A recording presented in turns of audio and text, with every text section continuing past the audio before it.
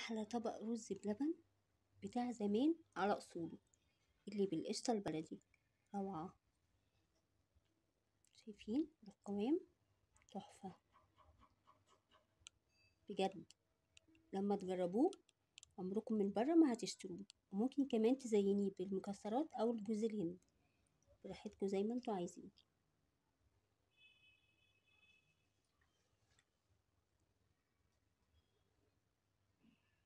اول خطوه هسلق كوبايه رز في كوبايتين ميه. اول ما يقرب يتشرب هطفي واغطي واسيبه ساعه عشان يبقى طري في الرز بلبن وجميل. بالظبط هو ده الشكل اللي احنا عايزين نوصله علشان الرز بلبن يبقى كريمي. هسيبه لمدة ساعة، اطفي عليه واغطي، وبعد كده نكمل بقية الخطوات.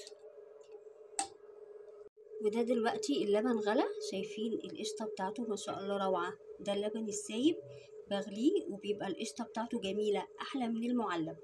دلوقتي هنزل بالرز اللي احنا سالقينه وسايبينه لمدة ساعة.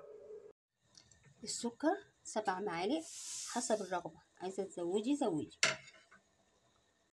3 معالق جوز هند مع رز بلبن وهو على النار. الله على الطعام.